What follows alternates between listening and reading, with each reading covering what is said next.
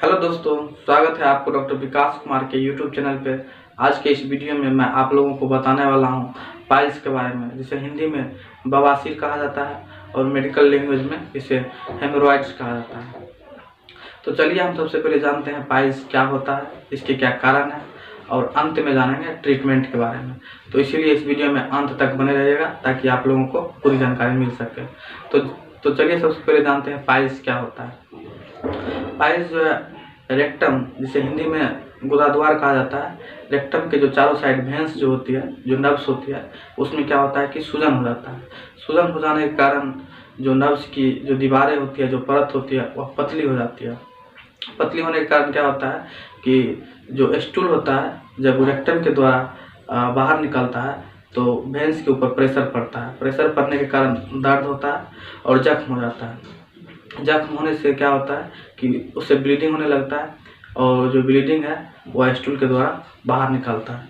इसी को पाइल्स कहा जाता है। यह जो है दो टाइप का होता है। पहला जो है आपका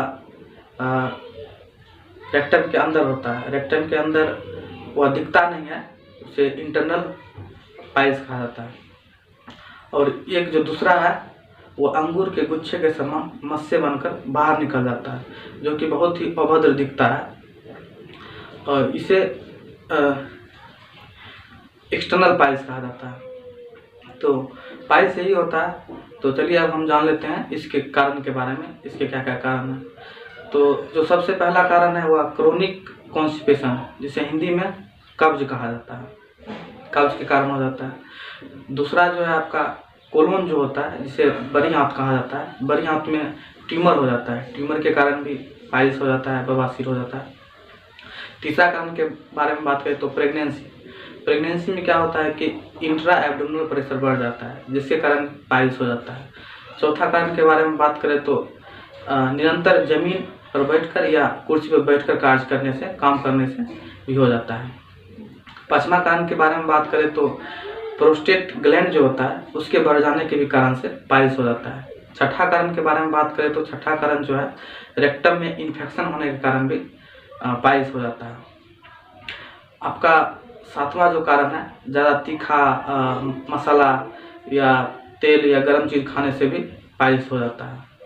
और आठवां कारण जो है वह बहुत लोगों को जेनेटिक होता है। जेनेटिक मतलब कि उसके पापा के मतलब कि पहले से वंश थी, जन्मजात ही चलता है। जन्मजात ही उसका जो रेक्टम की जो वेंस होती है, उसकी जो दीवारें होती है बहुत पतली होती है। इसके कारण भी बहुत लोगों को हो जाता है। तो यही सब कारण है बवासीर होने का। तो चलिए अब मैं आप लोगों को ट्रीटमेंट के बारे में बता देता हूँ। ट्रीटमेंट यह जो है सिर्फ मैं मेडिकल स्टूडेंट के लिए बताता हूँ। आम लोग जो है इसको इस्तेमाल नहीं करें। डॉक्टर की सलाह से ही इस सब मेडिसिन को इस्तेमाल करना चाहिए। तो चलिए हम बता देते हैं आप लोगों को, जो एक मेडिकल स्टूडेंट है उसमें उनको मतलब ये क्या क्या ट्रीटमेंट होता है। जो सबसे पहला जो होता है एक स्मूथ क्रीम आता है, जिसे इंटरनली अप्लाई किया जाता है। उसमें क्या होता है कि जो स्मूथ क्रीम है उसमें वो 4 दवाओं का कंपोजिशन होता है।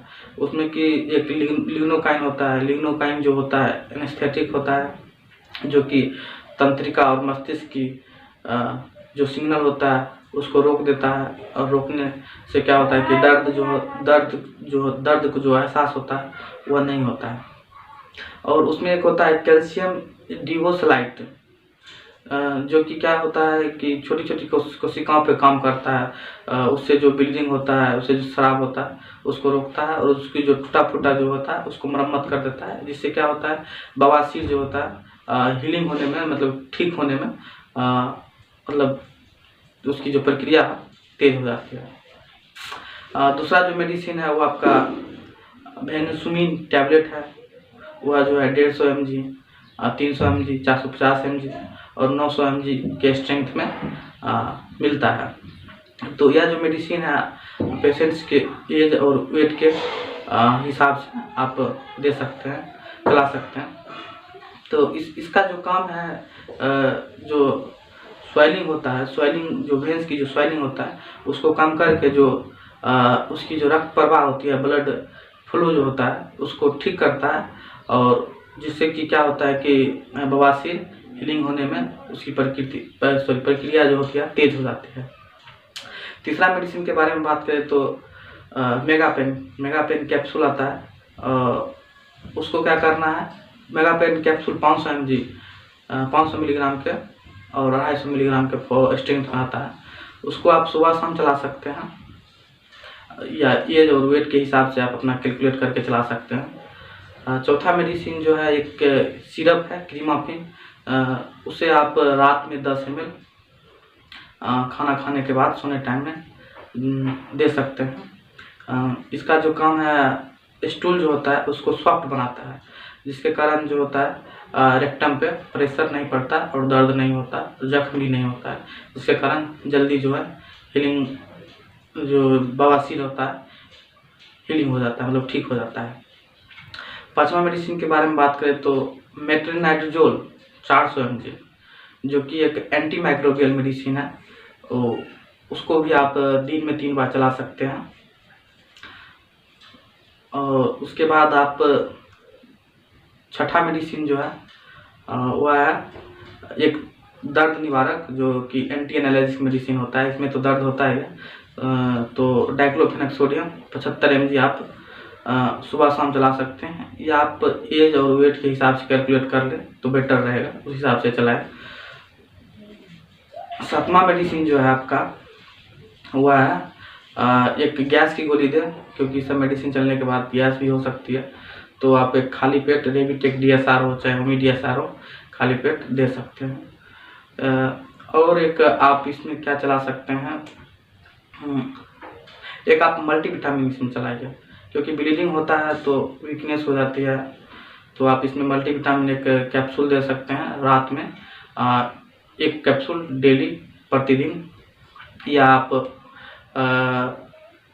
जेनविट चला ले, चाहे आप मैक्सीरीज चला ले, या आप बीवेल चला ले, इसी सब कोई भी आप मल्टीविटामिन कैप्सूल चला सकते हैं, जिससे होगा उसको कमजोरी नहीं होगा। तो यही सब मेडिसिन है, ये सब मेडिसिन से जो होता है बवासीर ठीक हो जाता है। अगर इस सब मेडिसिन से ठीक नहीं होता है तो फिर सर्जरी करना पड़ता है। ये जो बीमारी होता है बहुत ही ख़राब होता है दोस्तों। मैं दुआ करता हूँ ये भी जो बीमारी है किसी को ना हो, अगर जिसको है मैं दुआ करता हूँ कि जल्दी ठीक हो जाए। अगर कोई मेरे जो पर्सनली मुझे जानते हैं या मेरे अगल बगल के हैं जानने वाले हैं, तो वो आप मुझसे आकर मिल सकते हैं, मैं अपना बेस्ट दूंगा ठीक करने के लिए, बाकी तो भगवान के हाथ में है। तो आज के लिए बस इतना ही, फिर मिलते हैं एक नए वीडियो में एक नए टॉपिक के साथ। तब तक इस वीडियो को आप शेयर कीजिए और चैनल को सब्सक्राइब कीजिए। वीडियो पसंद आए तो वीडियो को लाइक और बेल आइकन को जरूर प्रेस करें। बेल आइकन को प्रेस कीजिएगा तो एक ऑल के ऑप्शन पे क्लिक कर दीजिएगा, जिससे जब भी हमारे चैनल पे कोई नया वीडियो आएगा तो आप लोगों के पास नोटिफिकेशन चला जाएगा। बहुत बहुत धन्यवाद। जय हिंद, जय भारत।